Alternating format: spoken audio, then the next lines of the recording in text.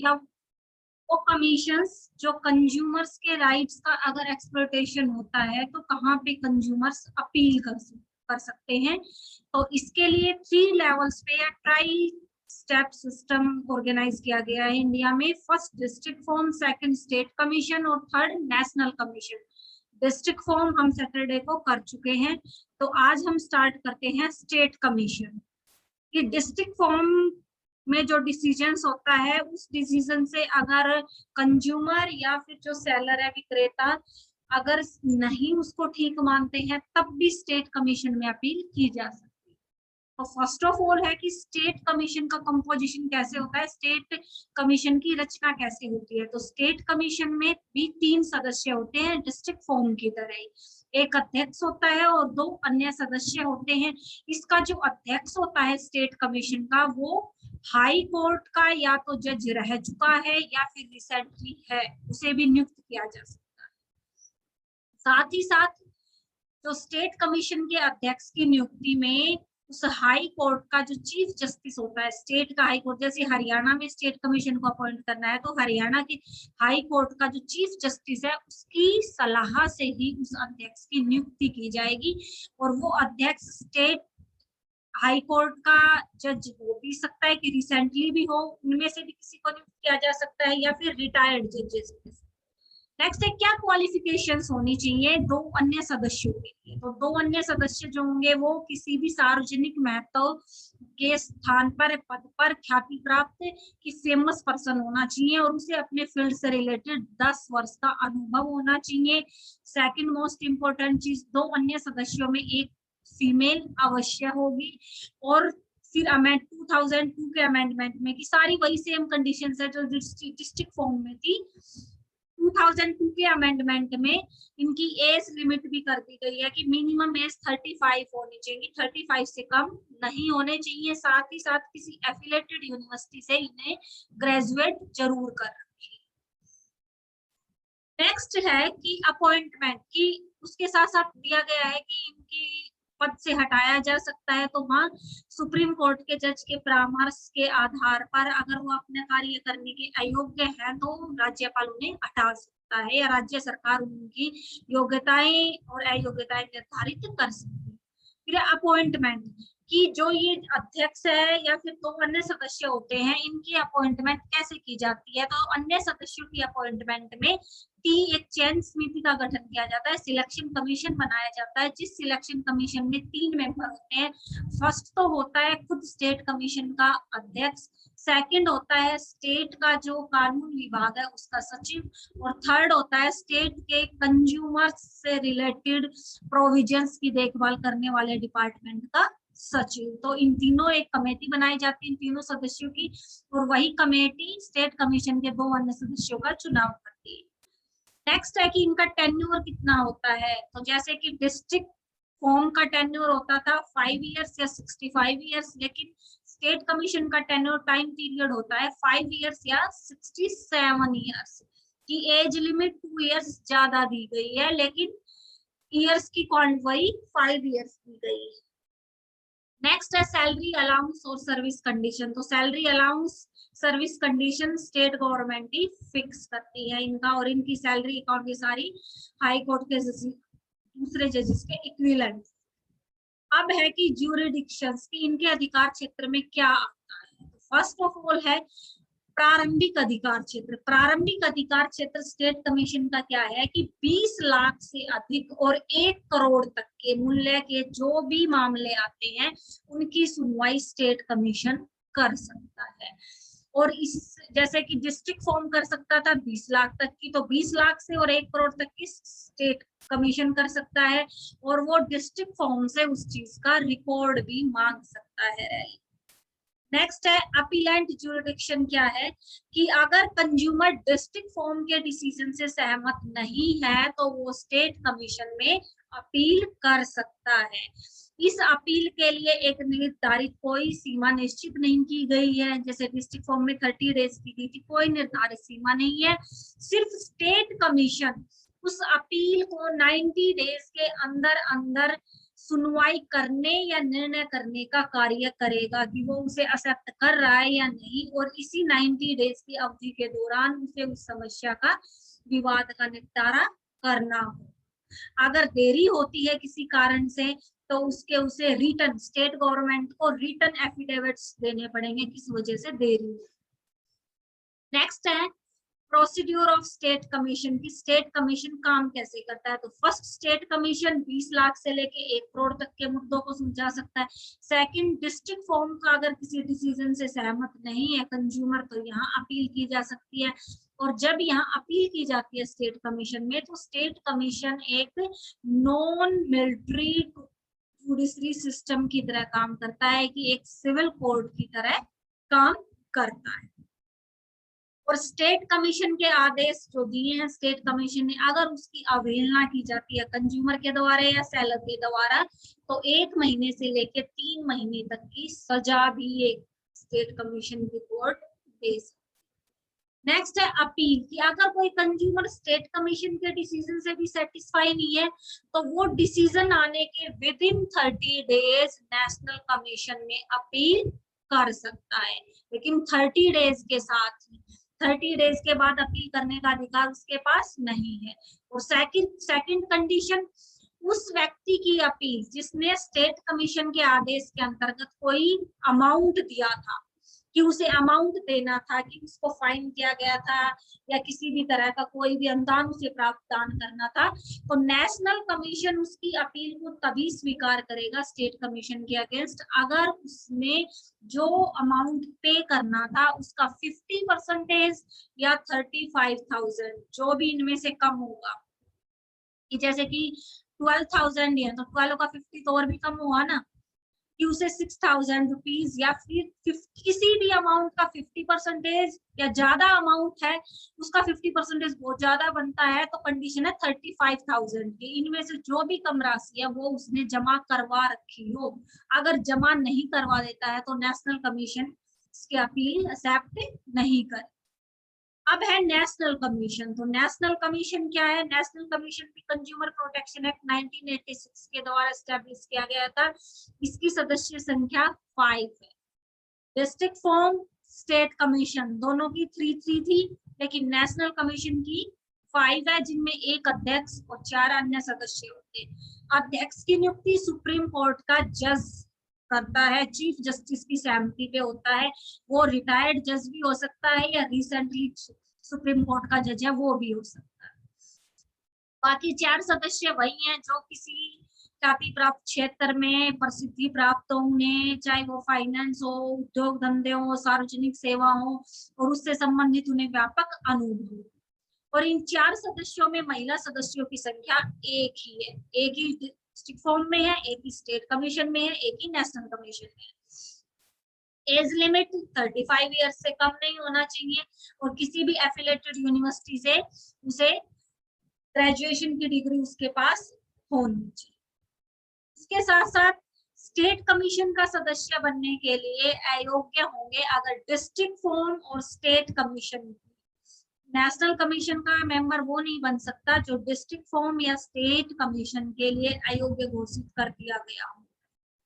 तो इनकी अपॉइंटमेंट भी एक सिलेक्शन कमेटी के द्वारा की जाती है। उस सिलेक्शन कमेटी में फर्स्ट ऑफ ऑल 3 मेंबर्स होते हैं। वही 3 मेंबर्स है। पहला मेंबर तो वही होगा आयोग का अध्यक्ष, जो सुप्रीम कोर्ट का या तो जज है या फिर जज रह चुका है। दूसरा, सेंट्रल जो गवर्नमेंट है कि भारत की जो केंद्रीय सरकार है वहां लॉ डिपार्टमेंट का सचिव। सेकंड, सेंटर का जो कंज्यूमर डिपार्टमेंट है उसका सचिव। स्टेट कमीशन में स्टेट का ही लॉ डिपार्टमेंट का सचिव था, स्टेट के कंज्यूमर डिपार्टमेंट का सचिव। अब है कार्यकाल। कार्यकाल वही 5 वर्ष है, लेकिन age limit state district form में 65 थी, स्टेट कमीशन में 67 थी, और नेशनल कमीशन में 70 ईयर्स है। ये ध्यान रखना है कि 5 साल या 70 वर्ष इनमें से जो भी पहले पूरी होती है उसका कार्यकाल समाप्त हो जाता है। फिर है रेजिग्नेशन, कि ये अपना रेजिग्नेशन लिखित रूप में केंद्रीय सरकार को प्रदान कर सकते हैं, और जो 4 अन्य सदस्य हैं वो अपना रेजिग्नेशन त्याग पत्र अध्यक्ष को देते हैं। राष्ट्रीय आयोग पर बैठक हमेशा होती है दिल्ली में, और आवश्यकता पड़ने पर अध्यक्ष इसकी बैठक कहीं भी बुला सकते हैं। Salary allowance service condition supreme court के जजेस के इक्विवेलेंट ही होती हैं, जो केंद्र सरकार निर्धारित करेगी। यूरिडिक्शंस की इसके अधिकार क्षेत्र में क्या आता है? स्टेट कमीशन करता था 20 लाख से लेके 1 करोड़ तक के मुद्दों को या विवादों से संबंधित सुलझाव, लेकिन नेशनल कमीशन करता है 1 करोड़ से अधिक के। कोई मैक्सिमम लिमिटेशन नहीं है। 1 करोड़ से अधिक के मुआवजे के मांग से संबंधित अगर मामले हैं तो उनकी सुनवाई नेशनल कमीशन में की जाती है। और दूसरा, स्टेट कमीशन के डिसीजन से अगर कंज्यूमर सेटिस्फाई नहीं है तब भी वो नेशनल कमीशन में अपील कर सकता है, और इसके लिए नेशनल कमीशन स्टेट कमीशन से कोई भी दस्तावेज अपने पास मंगवा सकता है। अब है डिसीजंस ऑफ नेशनल कमीशन की, इसके डिसीजंस की इम्प्लीमेंटेशन क्या होती है? तो नेशनल कमीशन जो भी डिसीजन देता है ये भी एक सिविल कोर्ट की तरह ही काम करता है, और इसके डिसीजंस की अवहेलना होने पर 1 महीने से लेकर 3 साल तक की सजा हो सकती है। जैसे कि स्टेट कमीशन में क्या था, 1 महीने से लेकर 3 महीने तक की सजा थी, उसमें 1 महीने से लेकर 3 साल तक की सजा का आदेश दिया जा सकता है। नेक्स्ट है अपील, कि अगर नेशनल कमीशन के आदेश से भी आवेदनकर्ता संतुष्ट नहीं है तो क्या कर सकता है? वो डिसीजन जिस दिन नेशनल कमीशन ने दिया उसके विदिन 30 डेज हाई कोर्ट में अपील कर सकता है। जबकि ये जो अपील होती है इसको सुप्रीम कोर्ट ही इसी टाइम ड्यूरेशन में स्वीकार कर सकता है कि अगर डिसीजन से सेटिस्फाई नहीं है जिसने शिकायत की है, चाहे वो विक्रेता है चाहे वो उपभोक्ता है, तो 30 दिन के अंदर अंदर वो हाई कोर्ट में भी और सुप्रीम कोर्ट में भी अपनी याचिका दायर कर सकता है। लेकिन इसके लिए भी वही कंडीशन है, अगर नेशनल कमीशन ने उसे किसी तरह की राशि दी है कि उसे कुछ नेशनल कमीशन के डिसीजन के अकॉर्डिंग अगर उस पे कोई फाइन वगैरह या कुछ अमाउंट सबमिट करना कहा गया था तो उसका 50% उस अमाउंट का या फिर 50,000 इनमें से जो भी कम होता है वो सरकार द्वारा निर्धारित तरीके से उसे जमा करवा दिया गया हो, तभी उसकी अपील को स्वीकार किया जाता है। तो ये तीनों वो फॉर्म्स या वो कमीशंस थे जहां पर कंज्यूमर्स अपील कर सकते हैं अगर उसके किसी राइट्स का एक्सप्लॉयटेशन होता है। ये मोस्ट इंपोर्टेंट है, तीनों आपको बहुत अच्छे से। अब है प्रपोज्ड कंज्यूमर प्रोटेक्शन एक्ट 2018। तो मैंने आपके इस चैप्टर की स्टार्टिंग में कहा था ना कि मैं आपको कंज्यूमर प्रोटेक्शन एक्ट 2019 करवाऊंगी, ये वही है।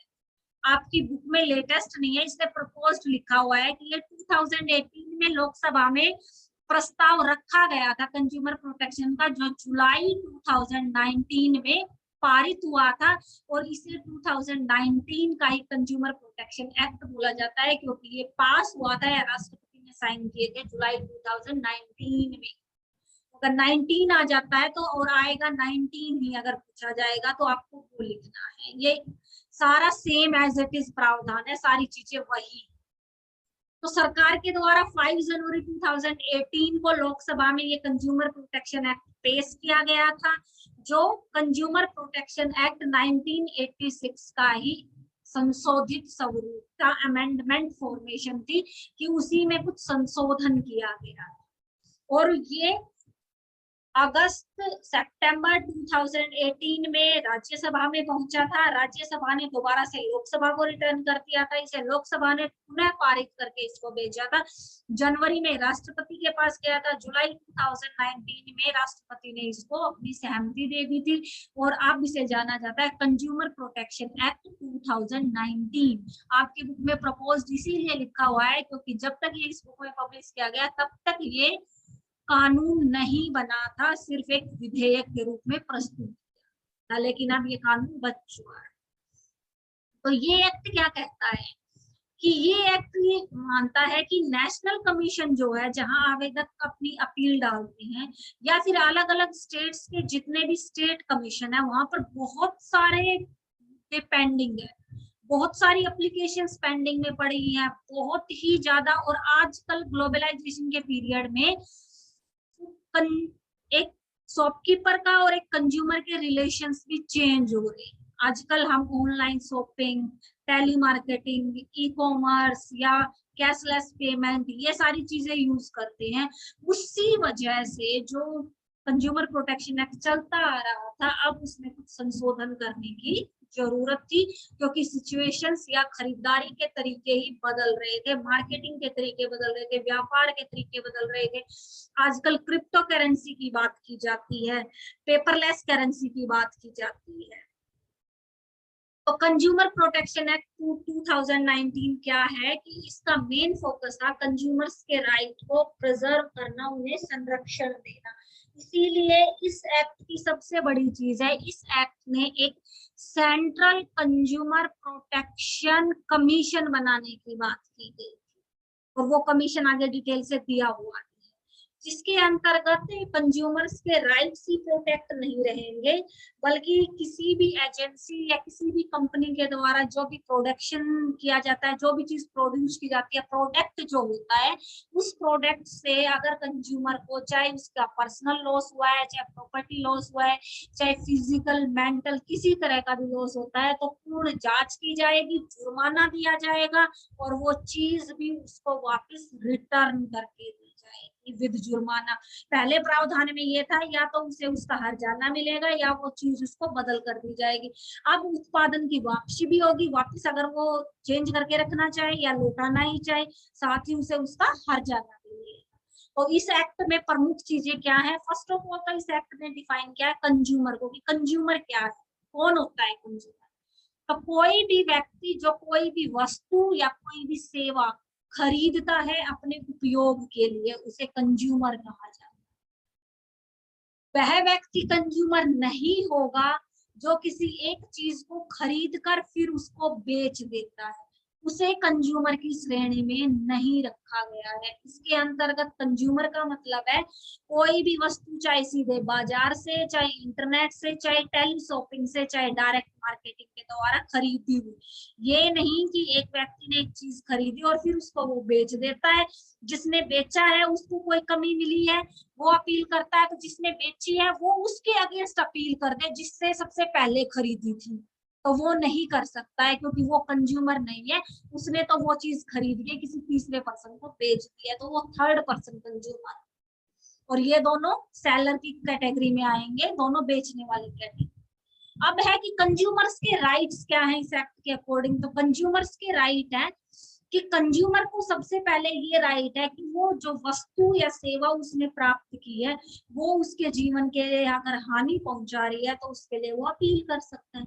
सेकंड, विक्रेता ने, बेचने वाले ने उसे जो वस्तु या सेवा दी है उसकी मात्रा, गुणवत्ता, कि जिस चीज के लिए, जिस वो क्वालिटी के लिए वो चीज थी वही होनी चाहिए उसमें, उसकी प्योरिटी और उसका प्राइस, सारी चीजों के बारे में उसको सूचित जरूर करेगा। कोई भी ऐसा प्रोडक्ट नहीं होगा जिसपे प्राइस टैग ना हो, उसके इंग्रेडिएंट्स ना हो, किस चीज से ये बनी है, या प्रिकॉशंस ना दिए गए हो, या फिर उसकी मात्रा ना दी गई। नेक्स्ट है कि इस कॉम्पिटिटिव टाइम पीरियड में कंज्यूमर को उससे रेलिवेंट दूसरे प्रोडक्ट्स या उस, जैसे कि हम ऑनलाइन शॉपिंग में देखते हैं ना, एक आइटम हम सर्च करेंगे उससे रेलिवेंट आइटम्स भी शो हो जाते हैं, प्राइस कंपैरिजन भी शो हो जाता है, तो ये उपलब्ध जरूर करवाया जाएगा कंज्यूमर। नेक्स्ट, कोई भी ऐसा ट्रेड है जो व्यक्ति के लिए को किसी भी तरीके से हानिकारक है, कि गलत या जो कुछ ऐसी चीजें होती हैं जो बैन होती हैं, उनसे रेलिवेंट अगर व्यापार किया जाता है तो मुआवजे की मांग की जा सकती है। थर्ड चीज इस एक्ट ने डिफाइन किया और most important, central consumer protection authority, कि अब तक तो 1986 के अमेंडमेंट के अकॉर्डिंग तो 3 कमीशन ही थे जहां पे हम अपील कर सकते थे, district forum, state commission, national commission. लेकिन 2019 में ये जो एक्ट पारित हुआ था, इसने कहा था कि एक CCPA का गठन करना पड़ेगा, सेंट्रल कंज्यूमर प्रोटेक्शन अथॉरिटी का। और ये अथॉरिटी क्या करेगी, कंज्यूमर्स का राइट की कहीं भी अवहेलना होती है, गलत विज्ञापन दिखाए जाते हैं, गलत तरह का माल मतलब कोई भी सेवा या कोई भी वस्तु उपभोक्ता तक पहुंचाई जाती है तो उसके अगेंस्ट उसके अधिकारों की अवहेलना होती है, वो अपील डाल सकता है। और इस अपील के लिए उसे 3 स्टेजेस पे, जैसे पहले वो डिस्ट्रिक्ट फॉर्म में शिकायत करे, वहां से उचित न्याय ना मिले तो स्टेट में जाए, स्टेट में ना मिले तो नेशनल में जाए, नेशनल में ना मिले तो हाई कोर्ट या सुप्रीम कोर्ट जाए। तो उन सब स्टेप्स की अवहेलना करके सीधे सेंट्रल कंज्यूमर प्रोटेक्शन अथॉरिटी को अपील की जा सकती है। और इस अथॉरिटी को 10 लाख रुपए तक का जुर्माना लगाने का अधिकार होगा। और अगर जुर्माने के बाद दोबारा से उसकी अवहेलना होती है डिसीजन की, तो 50 लाख रुपए तक का जुर्माना ये अथॉरिटी लगा सकती है। और किसी भी तरह का गलत विज्ञापन, जैसे कि एड आती है ना, जो प्रोडक्ट वैसा फंक्शनिंग नहीं करता लेकिन एड में ऐसा दिखाया जाता है जैसे बहुत ही अच्छा है, तो ऐसी गलत एड अगर कोई विज्ञापन होता है तो उस कंपनी को, जिसने उस कंपनी है जिसने उस प्रोडक्ट के लिए एड बनाई है, उसे 2 साल तक की सजा हो सकती है। और अगर दोबारा से ऐसा ही कर रहे हैं, वो दोबारा से कानून की अवहेलना कर रहे हैं, इस अथॉरिटी के डिसीजन की अवहेलना कर रहे हैं, तो उन्हें फिर 5 साल की सजा हो सकती है। और ये अथॉरिटी सजा और जुर्माना दोनों चीजें एक साथ भी दे सकती है बात के निर्णय। और इस कंज्यूमर प्रोटेक्शन एक्ट 2019 की क्या क्या मेन कैरेक्टरिस्टिक्स हैं, तो सबसे पहली है कि उपभोक्ता संरक्षण समिति बनाने का निर्णय किया गया जो विवादों का निपटारा करेगी। उसके बाद जो डिस्ट्रिक्ट फॉर्म में ही 1 करोड़ तक के मामलों की सुनवाई की जाएगी। कि डिस्ट्रिक्ट फॉर्म में क्या था, 2 लाख तक की थी, तो इन्होंने कहा डिस्ट्रिक्ट फॉर्म में ही मनी की बाउंडेशन बढ़ा के 1 करोड़ तक के मामलों की सुनवाई की जानी चाहिए। और 20 लाख से लेके 1 करोड़ तक जो स्टेट कमीशन में होते थे, वहां की सीमा 10 करोड़ कर दी जानी चाहिए। नेक्स्ट है, उपभोक्ता को अगर किसी भी प्रोडक्ट में कमी पाई जाती है तो उपभोक्ता को वो वापस लौटाने का या जुर्माना लेने का अधिकार होना चाहिए। और इसलिए यह समिति जिस व्यक्ति ने उपभोक्ता को वो गलत चीज दी है, उस पर 10 लाख रुपए का जुर्माना लगा सकती है। अगर दोबारा से वो दोषी फिर पाया गया वैसी चीज के लिए तो 50 लाख। इसी तरह से भ्रामक विज्ञापन जो ठीक नहीं है, 2 साल की सजा, दोबारा से गलती दोहराई जाए तो 5 साल की सजा। और इसके साथ साथ एक सबसे बड़ा अमेंडमेंट इसके अंतर्गत किया गया था, ये जो ऐड करते हैं ना सेलिब्रिटी, हीरोइन, हीरो या फिर कोई भी प्लेयर, ये जो ऐड करते हैं, तो वो भी अगर वो विज्ञापन गलत है, किसी की सेहत के लिए, मानसिक शारीरिक रूप से किसी के लिए हानिकारक हुआ है, तो उस सेलिब्रिटी पर भी कार्यवाही की जाएगी जो उस गलत विज्ञापन का प्रमोशन कर रहा है। तो सेलिब्रिटी पर भी 1 साल तक का बैन लगाया जा सकता है कि वो कोई भी ऐड नहीं करेगा, या फिर हर्जाना किया जा सकता है इस तरह का। अगर दोबारा से वो गलती दोहराता है तो ये बैन 3 साल तक का कर दिया जाता है इस अथॉरिटी के द्वारा। नेक्स्ट है, ये अथॉरिटी सारे के सारे काम एक सिविल कोर्ट की तरह करती है। जैसे सिविल कोर्ट के आदेशों की अवहेलना नहीं की जा सकती, इसके आदेशों की अवहेलना भी नहीं की जा सकती है। और ये कंज्यूमर्स के राइट को प्रोटेक्ट करने के लिए ये संस्था, ये अथॉरिटी नेशनल कमीशन के किसी भी व्यक्ति की या नेशनल कमीशन की सहायता ले सकती है, क्योंकि नेशनल कमीशन पूरे देश के लिए एकजुट होकर काम करता है, उसके प्रति सारे कंज्यूमर्स ऑर्गेनाइजेशन रिस्पॉन्सिबल होते हैं, सबसे हायर अथॉरिटी। नेक्स्ट है, अगर इस एक्ट में एक सबसे इंपॉर्टेंट चीज दी गई है कि कंज्यूमर्स ऑनलाइन भी अपनी अपील कर सकते हैं और सुनवाई भी वीडियो कॉन्फ्रेंसिंग के जरिए जितनी जल्दी हो सकेगी उतनी की जाएगी। जैसे जैसे टेक्नोलॉजी डेवलप हो रही है, इस एक्ट में भी उस टेक्नोलॉजी को इंक्लूड किया गया है, ज्यादा से ज्यादा जल्दी से जल्दी कंज्यूमर्स के जितने भी इश्यूज होते हैं, डिस्प्यूट्स होते हैं, उनको सोल्व आउट करने। अब है कंज्यूमर डिस्प्यूट्स रेड्रेशल कमीशन, कि इस एक्ट में एक कंज्यूमर डिस्प्यूट्स की, उपभोक्ताओं के विवादों के निवारण के लिए जो 3 आयोग बनाए गए हैं, district forum, state commission, national commission, इन्हीं के आधार पर या इन्हीं में कुछ नए एस्पेक्ट्स, नए मुद्दों को इंक्लूड किया गया है। तो फर्स्ट है, अनुचित अनुबंध पर सुनवाई की जाएगी। अनुचित अनुबंध का मतलब क्या है कि कोई भी उत्पादक की जो कोई भी किसी चीज का प्रोडक्शन कर रहा है, तो उस प्रोडक्शन पे अगर वो हार्मफुल है, कि वो चाहे कोई सेवा दे रहा है, जैसे जो डॉक्टर है, डॉक्टर हमें सेवा देता है, डॉक्टर की दवाइयों से अगर हमें हार्म हुआ है, या डॉक्टर का कोई गलत ट्रीटमेंट था, या हमने मार्केट से कोई भी चीज खरीदी है वो गलत मिली है हमें, जो उसकी गुणवत्ता का दावा किया गया था, तो उस पे अनुबंध के आधार पर मनमाना जुर्माना लगाने, या निर्माता द्वारा अनुबंध को कि 1 साल का बैन, 3 साल का बैन लगाया गया, उस बैन को अपनी मर्जी से अगर खत्म किया जाता है, तो उपभोक्ता के अधिकारों का हनन होता है। नेक्स्ट है, कोई भी उत्पादक अगर कोई भी खराब माल बेचता है या खराब सेवा उपलब्ध कराता है, तो ऐसे सभी मामलों की सुनवाई भी इस एक्ट के अंतर्गत आएगी। नेक्स्ट है, किसी भी मिलावटी चीज को बेचा जाता है, तो वो शिकायत इसके अंतर्गत भी आती है। नेक्स्ट है, सेवा प्रदाता कि हमने किसी को, जैसे कि हम नर्स अपॉइंट करते हैं, हमने उसको पैसे दिए, वो हमारा काम करेगी, हमारी हेल्थ का ध्यान रखेगी, लेकिन वो जिन टर्म एंड कंडीशंस के अकॉर्डिंग उसको अपॉइंट किया गया था, उनके अकॉर्डिंग अगर वो सेवा प्रोवाइड नहीं कर रही है, तब भी हम शिकायत दर्ज करा सकते हैं। तो 2019 का ये कंज्यूमर डिस्प्यूट्स रेड्रेशल कमीशन कहता है कि चाहे डिस्ट्रिक्ट फॉर्म में, चाहे स्टेट कमीशन में, चाहे नेशनल कमीशन में, इन्हीं सभी एस्पेक्ट्स के बेसिस पे हम अपनी आवेदन याचिका दर्ज कर सकते हैं। नेक्स्ट, कि हमने ऑनलाइन शॉपिंग की है, हमने चाहे पहले उसकी पेमेंट दे दी है, चाहे बाद में पेमेंट देनी है, लेकिन अगर जो हमें मिला है, जैसे कुरियर में कई बार बहुत सारे केसेस सुनने को मिलते हैं ना, किसी ने फोन का ऑर्डर किया, उसमें पत्थर डल के आ गया, कुछ भी इस तरह के केसेस, कि ड्रेसेस जो दिखाई दे रही थी लेकिन जो घर पहुंची वो वैसी नहीं थी, उसका स्टफ भी वैसा नहीं था, सिर्फ कलर और डिजाइन देखने में वैसा लग रहा था। तो कोई भी इस तरह का गलत चीज उपलब्ध करवाई जाती है ऑनलाइन शॉपिंग में भी, तो वो मुद्दे भी सुनवाई के लिए रखे जा सकते हैं।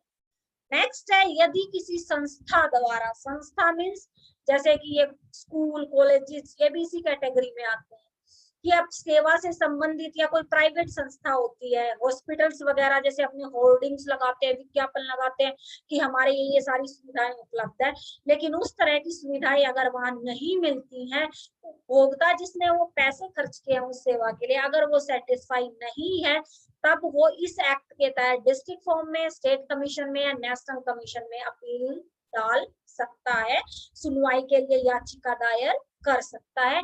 और इसके लिए नेशनल कमीशन पे एक विशेष व्यक्ति या संस्था की मदद भी उसे मिलेगी अपने राइट्स को प्रोटेक्ट करने के लिए। और इसी एक्ट में कहा गया है कि इनके तहत डिस्ट्रिक्ट फॉर्म हो चाहे स्टेट कमीशन हो, एक सिविल कोर्ट की तरह काम करेगा। मीन्स अगर उनके आदेशों की अवहेलना की जाती है, जैसे कोर्ट के आदेश की अवहेलना होने पे सजा होती है ना, इसी तरह से चाहे इन district forum, state commission, national commission ने चाहे हर्जाना की बात कही हो, चाहे बैन लगाने की बात कही हो, चाहे चीज के वापस देने की बात की गई हो, अगर किसी भी तरह का आदेश दिया, उसकी अवहेलना होने पे 1 महीने से कम जेल नहीं हो सकती है, और उसको अधिकतम 3 साल तक बढ़ाया जा सकता है। 1 महीने से जेल तो कम होगी ही नहीं, और जो 25,000 रुपए का जो अर्जाना है, जुर्माना लगाने की बात की गई थी, वो 25,000 से कम कभी नहीं लगाया जाएगा, और उस जुर्माने को 1 लाख तक बढ़ाया जा सकता है। साथ ही साथ जेल और जुर्माना दोनों चीजें एक साथ भी हो सकती है। इसके अतिरिक्त इस एक्ट में 2019 के एक्ट में कहा गया है कि इसको एक वैधानिक निकाय का प्रावधान किया जाएगा कि डिस्ट्रिक्ट फॉर्म, स्टेट कमीशन और नेशनल कमीशन तीनों लेवल पर अपील के लिए याचिका दायर करने के लिए नेशनल कमीशन के पास उसका रिकॉर्ड मेंटेन किया जाए। अब है कि इस एक्ट ने क्या क्षेत्राधिकार निश्चित किया, कि एक सीडीआरसी बनाई थी ना, सेंट्रल डिस्प्यूट रेड्रेशल कमेटी, जो उसके अंतर्गत क्या है, एक तो वस्तु और सेवाओं की मामलों से संबंधित राशि को बढ़ाया गया, 1 करोड़ किया गया। उसके साथ साथ डिस्ट्रिक्ट फॉर्म की 1 करोड़ कर दी थी, स्टेट कमीशन की 10 करोड़ कर दी गई थी, और नेशनल लेवल पे जो था उसकी 10 करोड़ से भी ज्यादा कर दी गई है। तो डिस्ट्रिक्ट फॉर्म के विरुद्ध के आदेश से अगर हम संतुष्ट नहीं है तो स्टेट में सुनवाई कर सकते हैं, स्टेट से के निर्णय से संतुष्ट नहीं है तो नेशनल में सुनवाई कर सकते हैं, और अंतिम अपील, अंतिम याचिका हम दायर कर सकते हैं सुप्रीम कोर्ट। तो ये है कंज्यूमर प्रोटेक्शन एक्ट 2019। जो लास्ट में आपकी लाइन लिखी हुई है ना कि 18 में संसद के द्वारा पास किए जाने के उपरांत राष्ट्रपति की स्वीकृति मिलने पर व्यवहारिक रूप लेगा। 18 में संसद ने पारित करने के बाद इसको जनवरी में राष्ट्रपति के पास भेजा गया था। इसीलिए ये जो 18 है ये एज इट इज अब 2019 में इम्प्लीमेंट हो चुका है। तो आपको प्रपोजल नहीं पूछा जाएगा। प्रपोज्ड का मतलब होता है जो रनवे में है, चल रहा है, वो अभी पूरा नहीं हुआ है, लेकिन ये एक्ट इम्प्लीमेंट हो चुका है जुलाई 2019। तो इस यूनिट का ये 2019 एक्ट और तीनों जो विवादों को सुनने वाली जो संस्थाएं हैं और इन संस्थाओं को लेके भी इस एक्ट में कुछ सुधार के प्रावधान किए गए हैं, वो मोस्ट इम्पोर्टेंट क्वेश्चन है, आप सबको बहुत अच्छे से करना। अब आपकी कंप्लीट सिलेबस हो चुका है। अब लास्ट इस यूनिट में और लास्ट कंज्यूमर प्रोटेक्शन के टॉपिक में अगर किसी बच्चे को कोई दिक्कत है तो पूछो। किसी को कुछ भी समझ ना आया हो कंज्यूमर प्रोटेक्शन एक्ट में?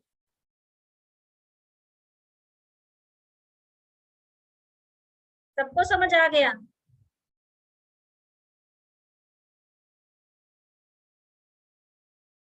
Give me response. सबको समझ आ गया? किसी का कोई डाउट नहीं है?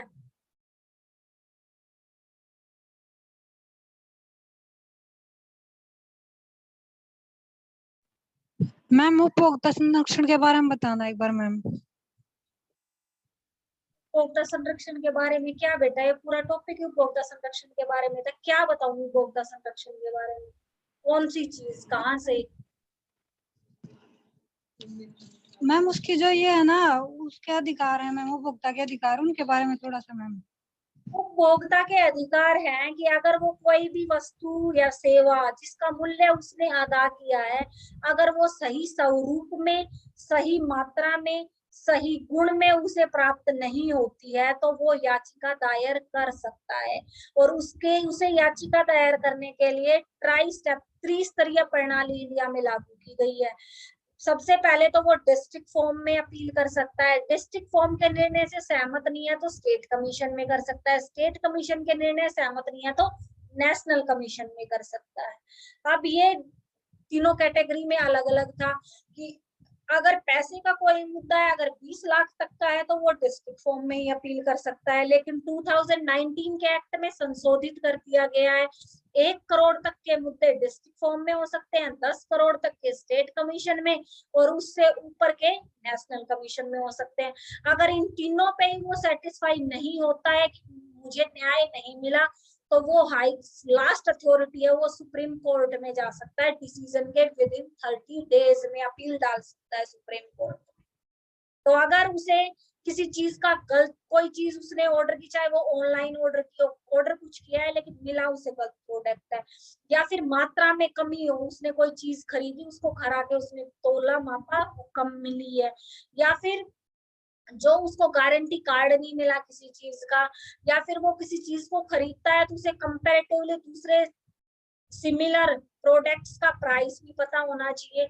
जो प्राइस वो ले रहा है अगर उसके शारीरिक या स्वास्थ्य से संबंधित है तो उनपे एक्सपायरी डेट, एमएफसी डेट भी होनी चाहिए, प्राइस भी मेंशन होना चाहिए, कौन से साल्ट इंग्रेडिएंट्स है वो सारी चीजें मेंशन होनी चाहिए। अगर कोई विक्रेता उन्हें इससे संबंधित सूचनाएं नहीं देता है तो उसके अधिकारों का हनन होता है। इस टॉपिक को एक बार पढ़ोगे ना बेटा तब समझ आएगा। एक बार ध्यान से पढ़ो इसको पूरे को। और कल क्लास नहीं होगी, ठीक है? सिलेबस कंप्लीट हो गया है, कल क्लास नहीं होगी, परसों क्लास में लूंगी, तब डिसाइड करूंगी कि अब सिलेबस कंप्लीट हो गया है। मैं आपको वीक में 2 दिन दूंगी यूनिट वाइज, हाफ यूनिट करके क्योरीज लूंगी, जिसको जो समझ नहीं आता वो पूछो वीक में 2 दिन। बाकी मैं आपको अब याद करने के लिए दूंगी वीक में। हर रोज आपके ग्रुप में मैसेज डालूंगी कि आपको आज कौन सा क्वेश्चन करना है। अब जिसको करना है वो कर लेना, जिसको नहीं करना वो मत करो, क्योंकि सिलेबस कंप्लीट हो चुका है। और कल परसों सुबह ये आप मेरे को है ना बार बार मैसेज या फिर करके मत पूछो बेटा। मैंने आपको कहा था ना आज लास्ट डेट है आपको असाइनमेंट सबमिट कराने की, तो कल मुझे काम है, कल मैं अपडेट करके नहीं बता सकूंगी। परसों इस टाइम तक, मतलब परसों इवनिंग तक वेट करना। परसों मैं आपको सुबह भी, दोपहर, शाम को, परसों पूरी लिस्ट अपडेट करके आपके ग्रुप पे डाल दूंगी, किसका असाइनमेंट मेरे पास आया है, किसका नहीं आया है। और बहुत सारे बच्चों ने ना मेल तो कर रखी है, लेकिन उस मेल में पीडीएफ अटैच नहीं कर रखी बेटा। तो जिनकी पीडीएफ शो हो रही है, क्योंकि मैं खोल के देख रही हूँ किसका एक है, दो है, सारे असाइनमेंट बहुत से बच्चों की ऐसी है, तो जिसका नेम उस लिस्ट में हो ना वही कंफर्म मानना कि मेरा असाइनमेंट आया हुआ। जिसका नेम नहीं हो ना, वो बार बार मैसेज करके मत पूछना मैडम मैंने तो भेजा था आया नहीं, क्योंकि उसमें उन बच्चों का नेम मैंने मेंशन ही नहीं किया है जिनकी पीडी की सिर्फ उन्होंने मेल कर रखी है लेकिन पीडीएफ अटैच नहीं की है। तो इसमें उसका असाइनमेंट मेरे पास आया ही नहीं, सिर्फ मेल, नेम, रोल नंबर लिख के मेल आई हुई है बस। मैं वही लिस्ट आपको अपडेट करके भेजूंगी जिसका असाइनमेंट मुझे शो हो रहा है। और दूसरी मोस्ट इम्पोर्टेंट चीज, कुछ बच्चों ने असाइनमेंट बिल्कुल इतना रफली और इतना गंदा बनाया हुआ है बेटा, इसकी हार्ड कॉपी भी सबमिट हो सकती है। अगर एग्जाम 15 दिन तुम्हारे लेट हो गए ना, तो कॉलेज खुलेंगे, हम टीचर्स आएंगे अब, तो आपकी हार्ड कॉपी मांग सकते हैं। तो हार्ड कॉपी आपको सबमिट करवानी पड़ सकती है, इसलिए ढंग से असाइनमेंट बनाओ, ठीक है। तो परसों मैं आपको मैम लिस्ट, हाँ गुड आफ्टरनून मैम। हाँ बोलो, गुड आफ्टरनून। मैम मैं कल असाइनमेंट सबमिट करवा दूँ? कल मैम करा मेरी दे, तबीयत खराब है मैम। कल करा देना, मैं परसों लिस्ट डालूंगी, कल तक जिनके भी आ जाएंगे वो अपडेट करके डालूंगी, कल ओके मैम। करवा दूँ।